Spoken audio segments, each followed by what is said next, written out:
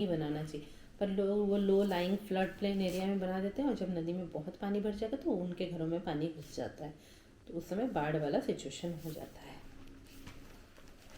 Dam breaking. When too much of water gets collected in the dam, it breaks and water held up in the dam overflows, causing flood in the nearby vicinity. Sometimes excess water is purposely released from the dam to avoid it from breaking, hence prevents flood.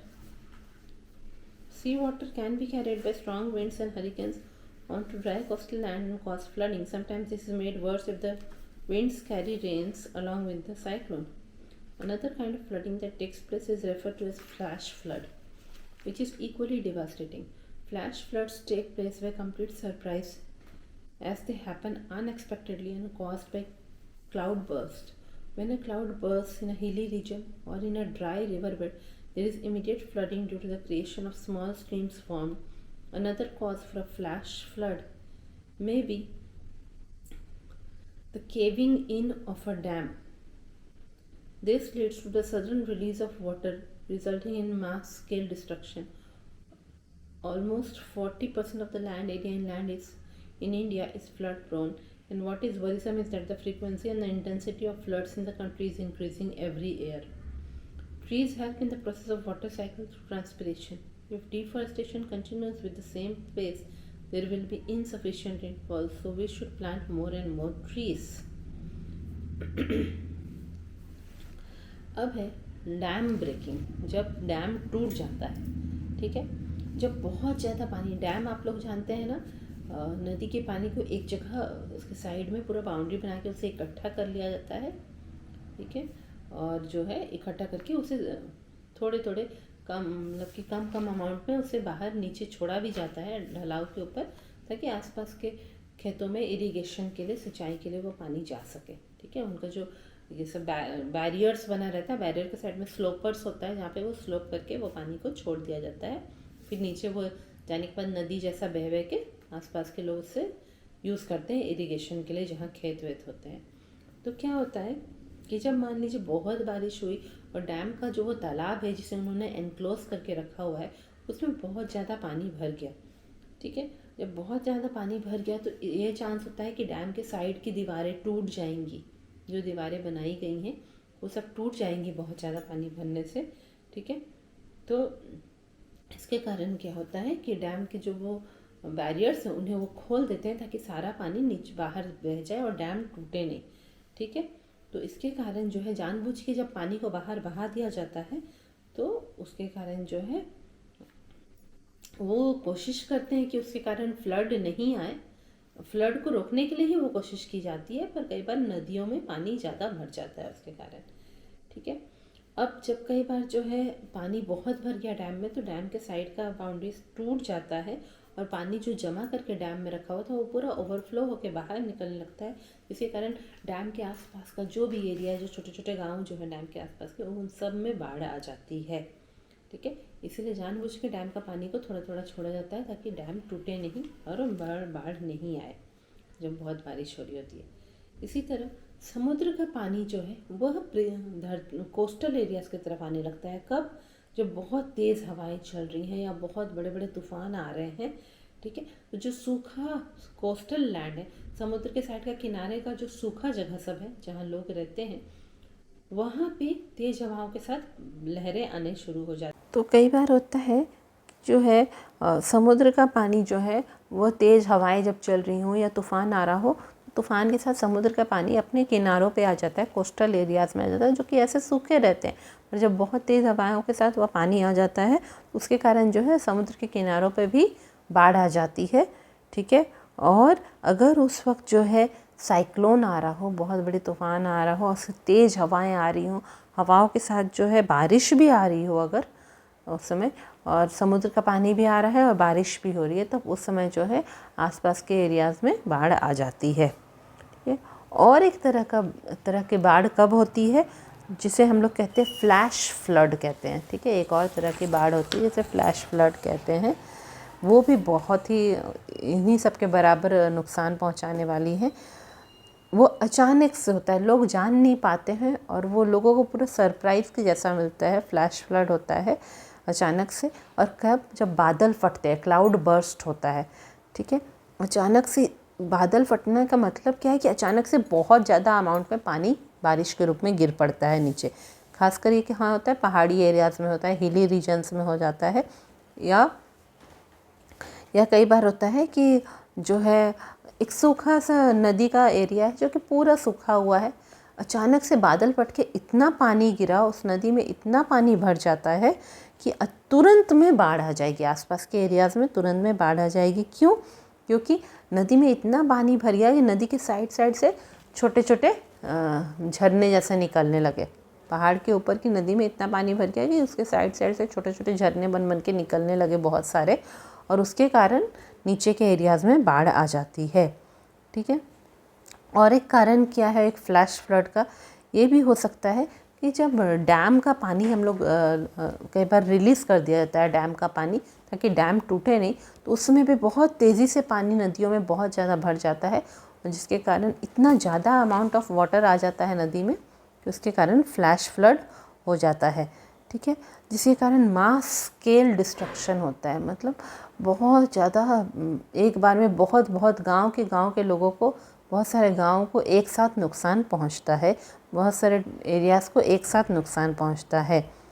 हमारे India का जो है जितनी भी ज़मीनी area है उसका जो 40% लैंड है वो फ्लड प्रोन है, मतलब जहाँ पे बाढ़ आने की चांसेस बहुत ज़्यादा रहती हैं। ऐसा हमारे इंडिया का लैंड है जहाँ पे कि बाढ़ आने का चांसेस बहुत रहता है, 40% लैंड ऐसा है।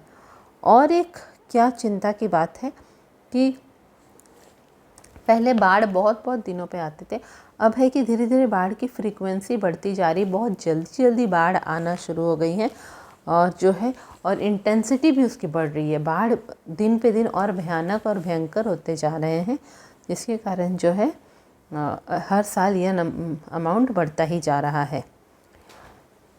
ये तो हुआ कि बाढ़ की बात। क्या है कि पेड़ जो है वह मदद करते हैं, वाटर साइकिल में मदद करते हैं। कैसे?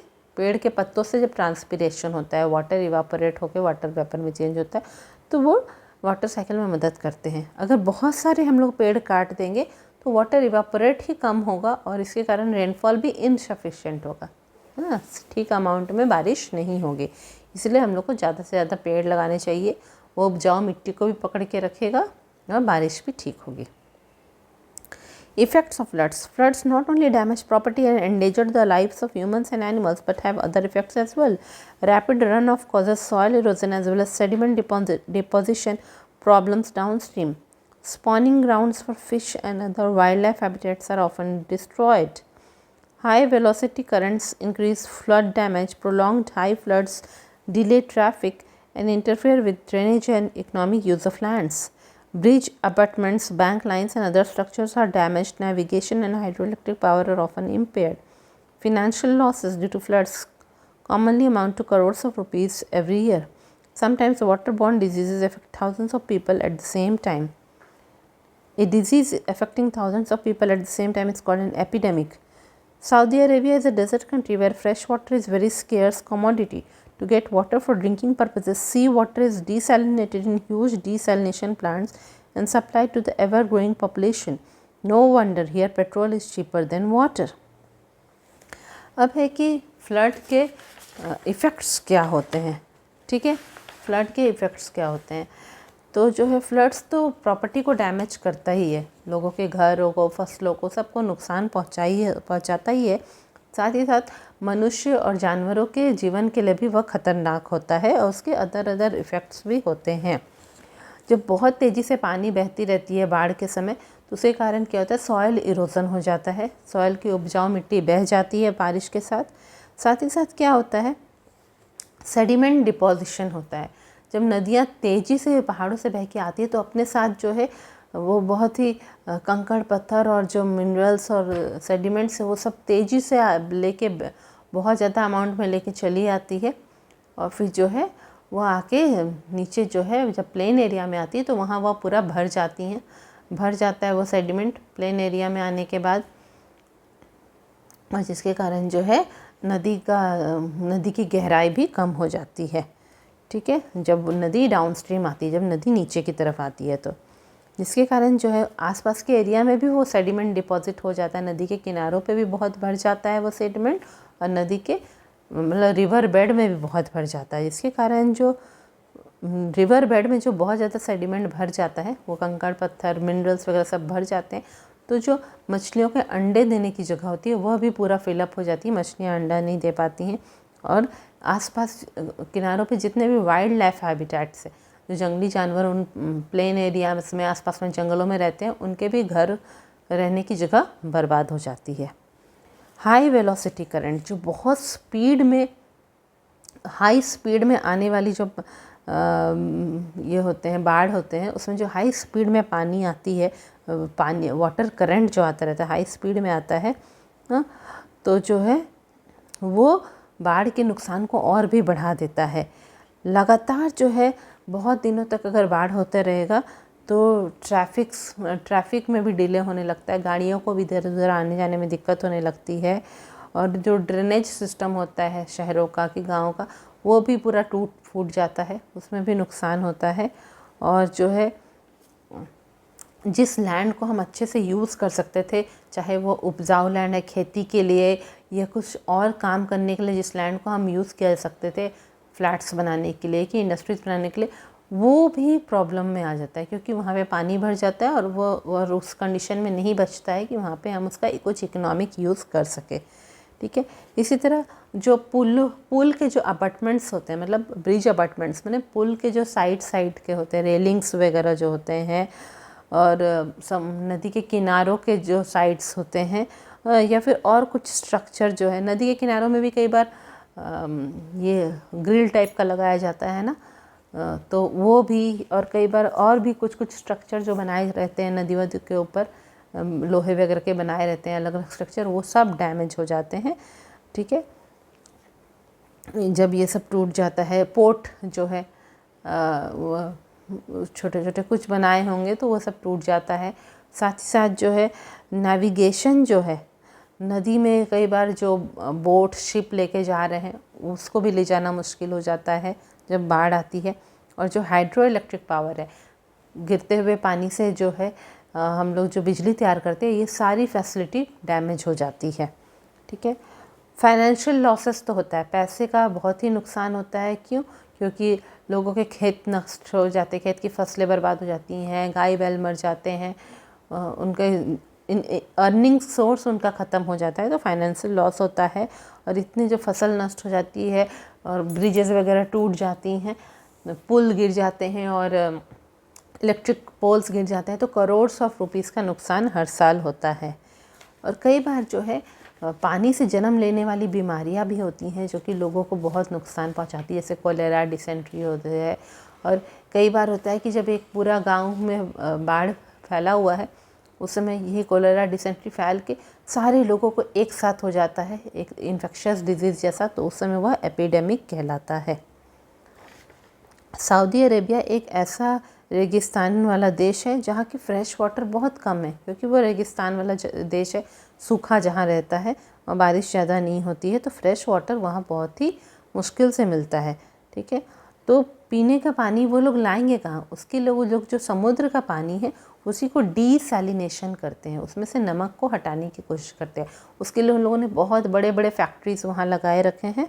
ठीक है, डीसैलिनेशन प्लांट्स लगाए रखे हैं, और उसी से जो है फ्रेश वाटर, नमक को हटा के, समुद्र के पानी से नमक हटा के फ्रेश वाटर प्रोड्यूस किया जाता है, जो कि चूँकि पॉपुलेशन दिन पे दिन और बढ़ते जा रहा है तो उनको प्रोवाइड किया जाता है। इसीलिए वहाँ पे इतनी मुश्किल से इतने बड़े बड़े फैक्ट्रीज से फ्रेश वाटर बनाया जाता है कि वहाँ तो पेट्रोल चीपर है जो कि आसानी से ज़मीन के नीचे मिल जाता है, पर पानी जो आसानी से ज़मीन के नीचे नहीं मिलता वह महंगा है।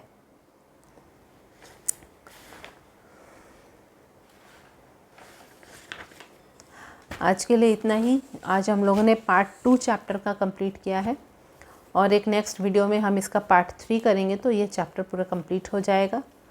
तब तक आप मेरे चैनल को सब्सक्राइब करें, अपने फ्रेंड्स के साथ शेयर करें मेरे वीडियोस को अगर आपको पसंद आ रहा है वीडियोस, और वेट करें कि जल्दी ही नया वीडियो आएगा। Thank you.